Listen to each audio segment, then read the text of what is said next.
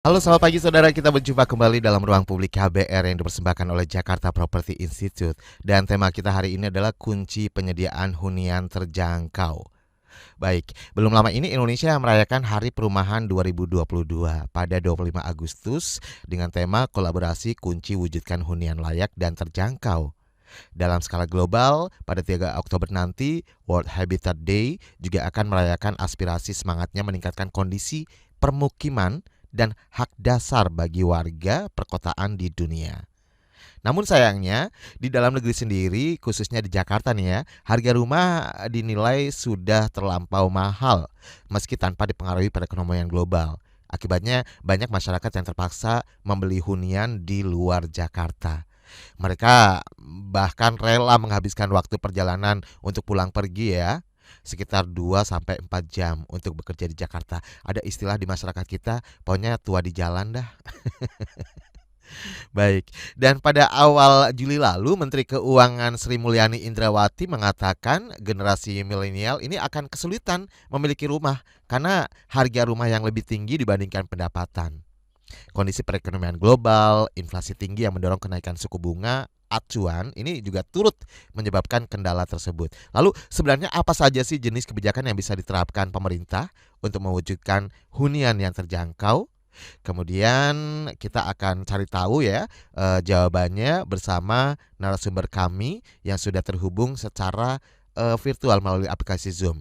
Dan untuk Anda pendengar yang sudah ikutan berkomentar melalui Instagram @kbr.id pekan lalu juga sudah memberikan beberapa pertanyaan ke JPI tentang tema hari ini ya. Seperti apa tanggapan pendengar mengenai penyediaan hunian terjangkau? Nanti kita juga sekaligus akan cari tahu jawabannya. Bersama narasumber kami ada Mbak Wendy Haryanto, Direktur Eksekutif JPI. Selamat pagi Mbak Wendy. Selamat pagi Mas Rizal, apa kabar? Alhamdulillah sehat. Mbak Wendy sehat ya? Amin, always. Baik, always Ya. selalu. Pokoknya Mbak Wendy tuh selalu apa ya? Senyumnya itu nular ke kita. Waduh, oke. Harus selalu senyum ya, supaya kita bisa melalui hari-hari sulit ya, dengan mudah Yes. gitu kan. Semua tantangan bakal dihadapi ya. Amin. Baik, termasuk tantangan harga hunian yang semakin tinggi nih. Waduh, itu senyumnya mesti banyak sekali gitu. Wah, beberapa waktu yang lalu kita rutin selalu mengadakan talk show ya bersama Mbak Wendy Haryanto, Direktur Mm-mm. Eksekutif JPI. Kalau kita kenalan lagi soal JPI ini, kayaknya masyarakat pendengar kita juga sudah ini ya hafal apa itu JPI ya kan. Dan Amin. mungkin sedikit boleh dijelaskan sedikit saja sih JPI, kenapa selalu mengadakan kegiatan talk show. Ini sebenarnya tujuannya apa sih? JPI ini kan adalah non-profit ya, jadi kita Hmm. bentuknya yayasan. Kenapa kita mau capek-capek membentuk satu yayasan untuk membantu kota menjadi lebih baik? Itu karena kita merasa suara kita dari sisi swasta, kita harus membantu kota dengan cara membangun suara-suara dari masyarakat. Jadi kalau kita tidak bersama-sama berkolaborasi untuk membangun kota ini, kita semua nanti yang akan menderita.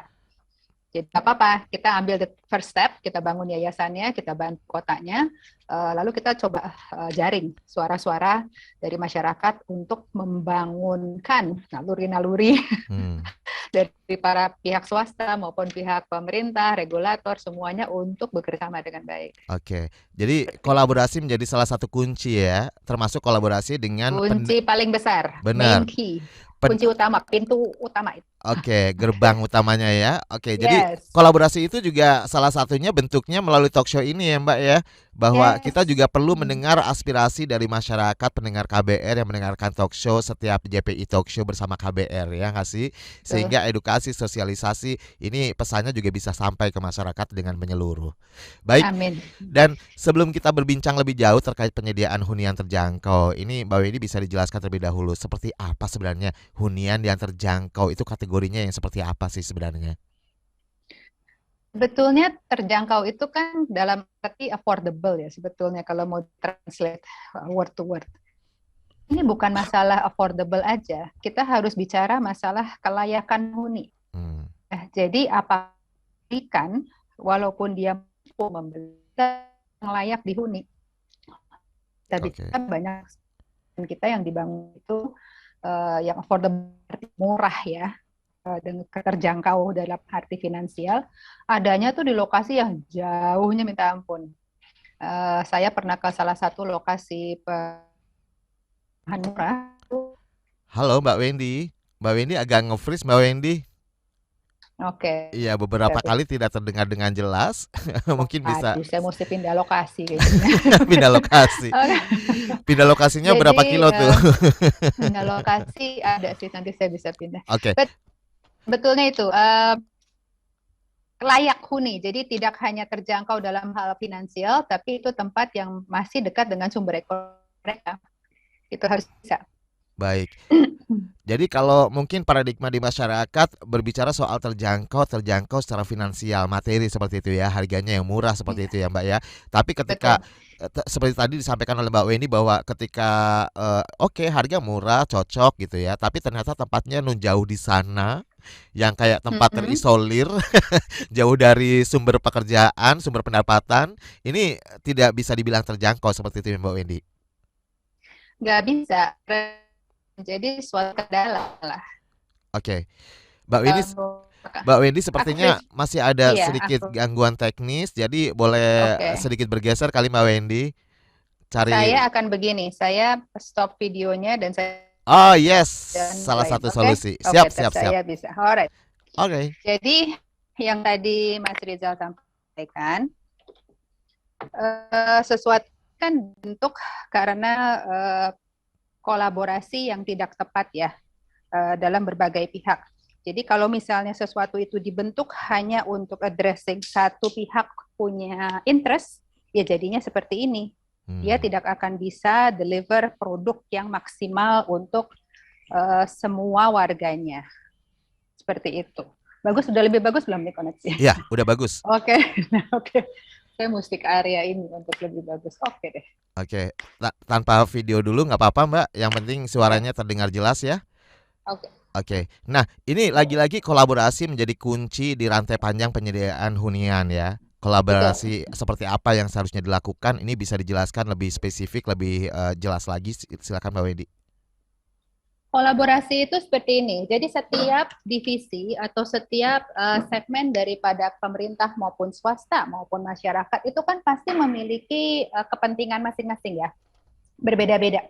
Jadi misalnya dari regulator dia memerlukan suatu regulasi yang lebih addressing mereka punya target objektif. Masyarakat maunya affordable, layak. Dari sisi swasta itu ya dia itu return financialnya lebih jelas. Swasta biasanya lebih gampang ya. Dia melihat bottom line saja. Nah, problemnya semua ini harus digabungkan menjadi satu produk seperti apa yang kita bisa berikan kepada masyarakat. Salah satu yang paling mudah sebenarnya first step-nya itu adalah konsolidasi lahan. Ya. Nah, kalau konsolidasi lahan itu bisa dijalankan, itu sebenarnya satu step utama dari tangan pemerintah untuk bisa merangkul pihak masyarakat. Jadi mereka akan bisa memiliki lahan-lahan itu belum dibebaskan. Ya, Oke. jadi harus dijalankan dulu dari pemerintah. Regulatornya pun kalau dia sudah memiliki aturan untuk konsolidasi lahan, mau nggak mau dari sisi finansial, perbankan, OJK, dan lain-lain, itu harus ikut.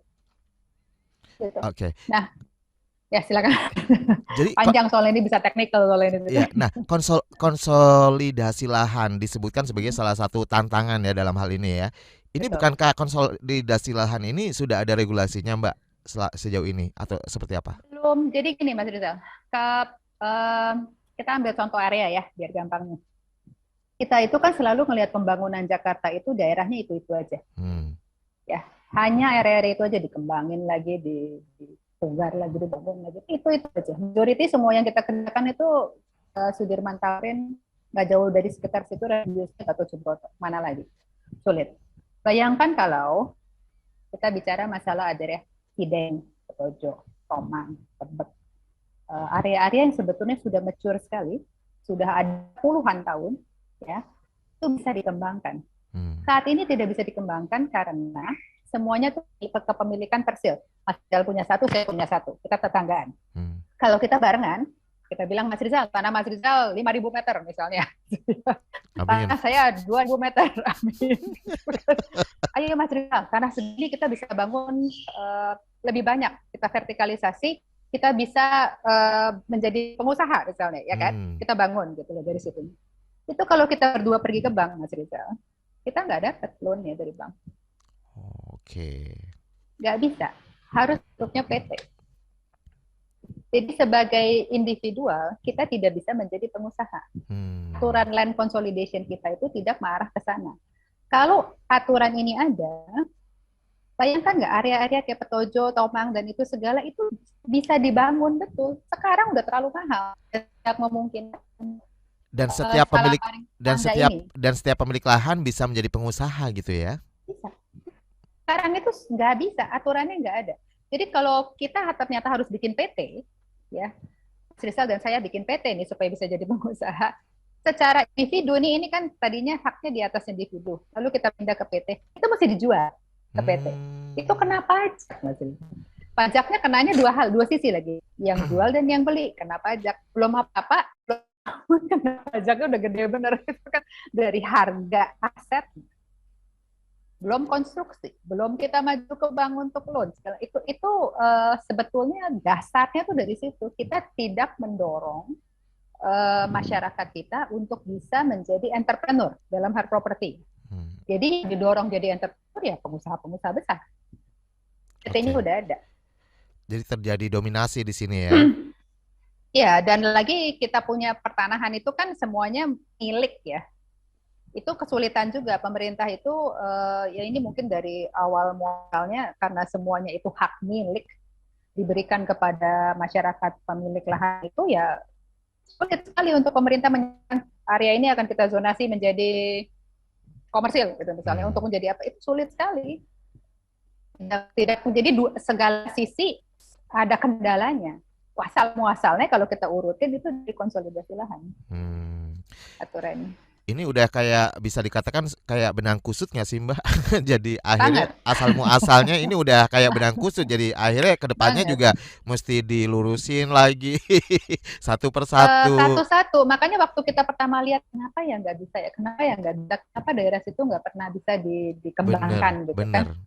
Banget apa sih? Dari Jakarta Pusat itu kan sebetulnya bagus banget, udah mature, interkonektivitasnya bagus, transportasinya bagus, segala ada. Kenapa nggak bisa? Kita usut-usut semuanya tidak menarik untuk para pengembang yang besar ya terjun ke sana karena udah terlalu mahal. Kita harus beli satu persatu. Nah kalau kita lihat apa yang tinggal di sana nggak jadi pengembang atau jadi pengusaha karena nggak ada aturannya. Iya benar. Sebenarnya ketika ini yang dimaksud dengan kolaborasi ini bukan hanya dari pemerintah dengan pihak swasta saja, tapi justru dari masyarakat sendiri juga bisa berkolaborasi ya antar masyarakat itu ya, asal regulasinya jelas seperti itu ya Mbak ya. Itu seperti saya cerita Mas Rizal sama saya, kita tetangga. Yuk Mas Rizal misalnya udah tinggal anak udah besar semuanya, udah keluar rumah, saya ngapain rumah tanah segede gini, hayu. Saya bilang iya hayu saya juga, kita bangun aja yuk, kita usaha buat hari tua pensiun nih. Sesimpel itu ya Mbak ya. Simple. Pensiun kita bangun aja nih low rise apartments, ya kan? Bisa. Misalnya tanah kita berdua cocok untuk apartemen 5 lantai. Gitu. Kan bisa. Tapi sebenarnya kalau dari JPI sendiri sudah ada rekomendasi soal ini nggak sih konsolidasi lahan yang bisa yang tadi diceritakan dijelaskan? Kita nah ini this is why we do this kind of events ya, radio dan segalanya kan kita butuh masyarakat juga bersuara. Nah, dari suara masyarakat ini yang kita gabungkan menjadi satu, nanti kita akan ajukan menjadi suatu recommendation policy at the end of the day ya. Objektifnya seperti itu. Kita bicara sama pemerintah, regulasinya apa aja yang bikin nyangkut, mandeknya di mana, benang kusutnya di mana. Kita coba sortir dengan didorong suara masyarakat. Baik. Itu. Makanya nih buat pendengar KBR yang saat ini sedang mendengarkan Ruang Publik, ayo dong proaktif juga ya untuk memberikan rekomendasi apa sih yang dipenginin oleh masyarakat sebenarnya ya nggak sih Mbak? Karena ini salah satu bentuk dukungan juga untuk JPI memberikan rekomendasi kepada pemerintah terkait peraturan atau regulasi yang ada gitu. Dan nanti Mbak Wendy bisa jelaskan lebih dalam terkait dengan kolaborasi para pemangku kepentingan ini apakah sudah jalan sebenarnya dilihat dari kacamata JPI seperti apa sih? Atau Memang. masih jauh dari tujuan awalnya atau seperti apa? Kita akan bahas lebih dalam di ruang publik KBR di segmen berikutnya ya. Tapi diingetin lagi nih, untuk Anda yang pengen bertanya, silakan Anda bisa boleh telepon langsung bebas pulsa di nomor 0800 245 7893.